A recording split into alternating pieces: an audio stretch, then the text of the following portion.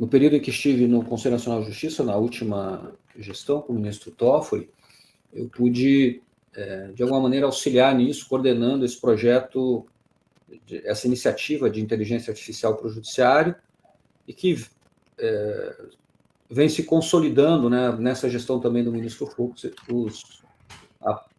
Os projetos receberam continuidade e as coisas caminham nessa linha.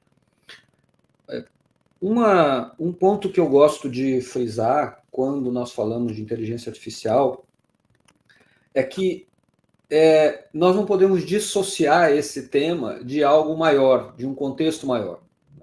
A inteligência artificial não pode existir ou não pode ser implementada por ela mesma, né? Porque é legal ter, porque está na moda, porque é bacana e etc. Né? Solução de implementar soluções de inteligência artificial, elas têm como objetivo resolver um problema ou aproveitar uma oportunidade para aprimorar um serviço. Então, eu tenho um desafio, o judiciário tem enormes desafios, o volume de demandas, a demora processual, e no caso do Judiciário da União, eu sou do Judiciário da União, escassez orçamentária e de pessoal. Então, nós temos vários desafios e a inteligência artificial pode ser uma dessas soluções, uma das ferramentas para isso, né? Então, quando nós falamos em inteligência artificial, eu vejo que é necessário associá-la a algo maior. E, no caso, hoje as organizações têm usado inteligência artificial em programas de inovação ou de transformação ou de aceleração digital, que é o que esse tem sido o contexto. Atualmente, quando nós falamos de inovação em serviços públicos, as expectativas da comunidade, daqueles que se valem do serviço, elas incluem as mesmas conveniências que nós encontramos em serviços privados. Nós queremos agilidade, nós queremos conectividade de todas as maneiras, nós queremos um serviço que seja centrado no ser humano e queremos resultados. Isso é o que nós exigimos ou que nós, como sociedade, queremos de qualquer serviço e esperamos que o judiciário nos dê isso. Esses serviços decorrem das tecnologias emergentes que paulatinamente expandem as fronteiras daquilo que a gente considera possível. Até 3 anos, nós não consideraríamos possível, que logo poderíamos fazer, por exemplo, audiências por videoconferência, e essa tem sido a regra hoje, que se vale de muita tecnologia. Nós podemos afirmar que a inovação, e esse é o contexto em que a inteligência artificial se coloca, ela implica um processo constante de transformação digital. E esse é o contexto, o ambiente do surgimento de iniciativas ou soluções que se valem de técnicas de inteligência artificial. Nesse aspecto, e eu quero abrir aqui um parênteses, a transformação digital, ela significa explorar tecnologias, práticas mais recentes e criar um modelo de um design digital novo que seja robusto. No âmbito do judiciário, qualquer política de inovação associada à transformação vai repercutir na maneira como os serviços são prestados para a sociedade, para o cidadão, para os advogados e para aqueles que se valem do sistema de justiça. E ela também nos afeta, essas mudanças afetam também internamente juízes e servidores. E isso é uma reflexão que nós precisamos saber. Quando nós falamos de inteligência artificial no serviço público, o Gartner tem dito que a inteligência artificial ela é uma das principais forças que alavancam uma transformação digital, e isso ocorre por 3 motivos.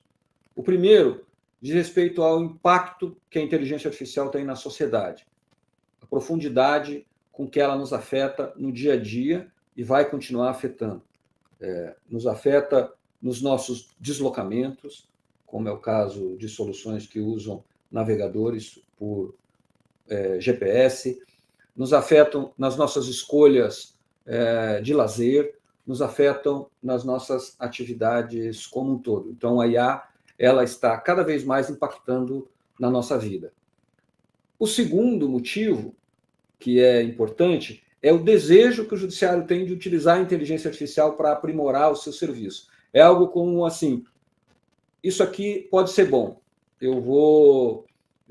isso aqui vai valer a pena, isso aqui serve para mim, né? Então, Isso é algo que nós temos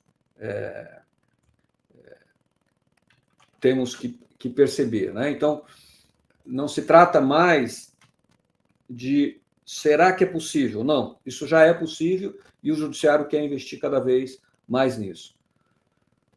E o terceiro motivo decorre do fato de que o judiciário também vai agir em outro sentido, que é de cada vez mais ser chamado a decidir sobre o uso da inteligência artificial nas nossas vidas. E aqui é um desafio importante. Avanços tecnológicos são certezas, mas as consequências no âmbito social e regulatório são incertezas, né? Vejam que nós temos agora um grande debate no Congresso Nacional a respeito do marco regulatório para o uso da inteligência artificial no Brasil.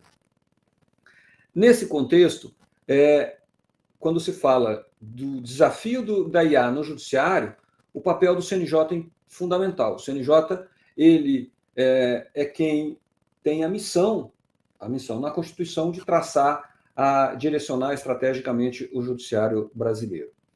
E aí eu pontuo aqui um aspecto importante, que é uma decisão tomada há muito tempo com relação à política de software do judiciário e como isso se reflete na maneira como nós vamos avançar, né? De um modo geral, as organizações, as suas políticas de software são variadas, né? Tem N fatores.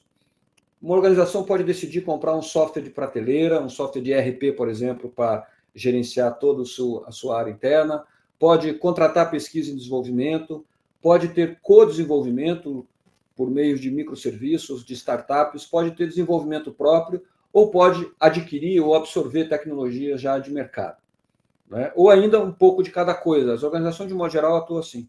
O judiciário brasileiro, como regra geral, optou por criar e desenvolver as suas próprias soluções tecnológicas, as suas soluções de software, quando se trata da gestão do processo judicial. Os casos de prateleira são poucos e as decisões constantes do Conselho Nacional de Justiça é que isso deve ser evitado. Quando o judiciário faz essa opção, e ele já fez essa opção há muito tempo, ele assume o ônus de investir em quadros técnicos, profissionais de tecnologia e em estrutura ou infraestrutura. E mesmo quando ele não possui quadros próprios, e são vários os tribunais assim, eles contratam fábricas de software, mas eles continuam detentores do produto. Isso não é absoluto, mas essa é uma regra geral. Isso vai determinar a velocidade, a eficiência e a maneira como nós vamos produzir inteligência artificial. Atualmente, nós caminhamos para a consolidação de um modelo tecnológico que é aderente a isso e é propício à inovação. Eu vou falar aqui rapidamente de 4 ações sobre isso, que elas estão sendo consolidadas na gestão anterior do ministro Dias Toffoli, na qual eu tive a oportunidade de participar, e nessa gestão com o ministro Fux.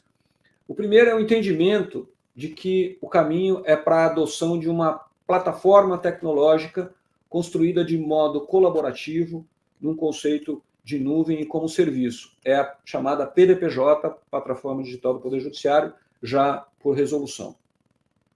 O segundo trata do DataJude, que é a consolidação dos dados processuais de todos os tribunais do país, que é a fonte primária das informações processuais, ou o DataJude trabalha para isso. Hoje, todos os tribunais já têm que informar periodicamente, num tempo, no máximo 1 mês, toda a movimentação dos seus processos no país. Inclusive, já tem um painel que mostra muitos desses dados. O terceiro, que foi mencionado rapidamente aqui, é o Sinapsis. O Sinapsis é uma plataforma para armazenar e distribuir soluções de inteligência artificial no judiciário. E a quarta é o Codex. O Codex é uma ferramenta associada ao Sinapsis que trabalha na extração de dados estruturados e não estruturados dos processos para formar um grande data lake e, como vocês sabem, sem dados você não tem inteligência artificial. Nesse contexto, a inteligência artificial, e isso nós começamos na gestão do ministro Toffoli, a IA, o objetivo foi criar um ecossistema no judiciário para produzir inteligência artificial em escala que fosse escalável, e que fosse de modo colaborativo. Nesse sentido, o CNJ publicou a Resolução 332 de 2020. Ela trata da ética da governança para a produção de inteligência artificial. É a primeira normativa que se tem notícia sobre o tema no âmbito do serviço público. E todo esse ecossistema centralizado na ferramenta Synapses, que tem o objetivo de hospedar modelos de IA, treinar alguns tipos de modelos, aqueles que trabalham com aprendizagem supervisionada para desafios de classificação, por exemplo, que é para extrair informações que eu mencionei há pouco, e oferecer essas soluções de IA como serviço por meio de APIs para conectar sistemas processuais. Então, mesmo que um tribunal não tenha IA, não tenha gente para produzir, não tenha como produzir, ele pode usar os modelos de IA que já existem para se conectar ao seu serviço processual. A ferramenta também permite auditar esses modelos. Cada tribunal tem, entre aspas, a sua conta para isso, né? E ela permite também que outras instituições públicas de ensino possam trabalhar nesse modelo. Então, eu posso afirmar que esse modelo, essa abordagem do judiciário brasileiro, ela é única no mundo e ela decorre do próprio modelo de atuação da justiça e do fato de nós termos um órgão central estratégico, que é o Conselho Nacional de Justiça.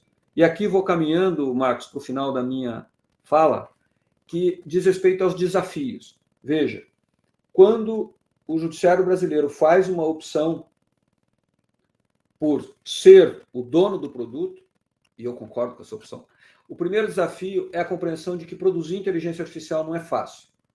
O segundo é entender que uma política de implementação de IA precisa ser sustentável no tempo.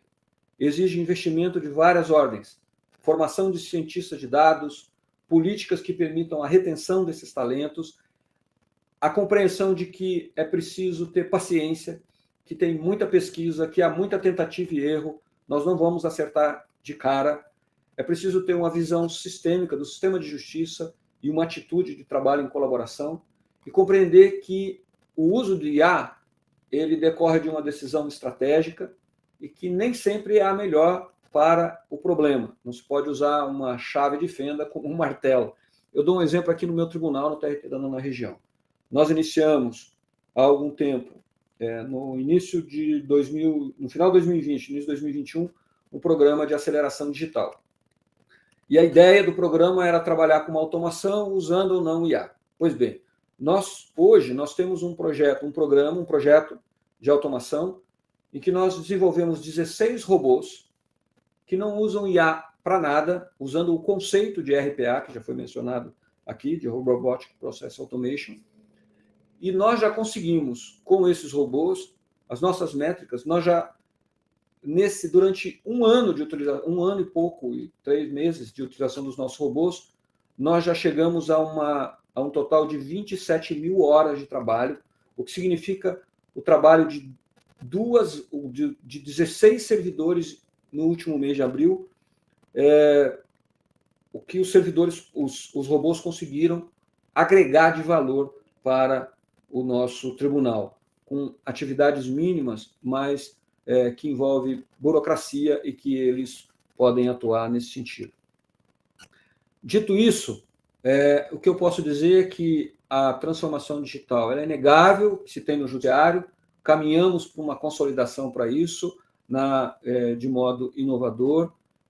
Ela vai afetar muito a maneira como os serviços jurídicos são prestados, que caminhamos para um melhor tratamento de dados, o uso intensivo de soluções de IA, e o desafio é ter um norte muito claro de como nós vamos chegar lá. Por isso, eu destaco a necessidade de uma boa governança, essa é a proposta do CNJ, e um modelo que seja sustentável no tempo, por conta dos desafios que eu já mencionei anteriormente. Acho que é isso.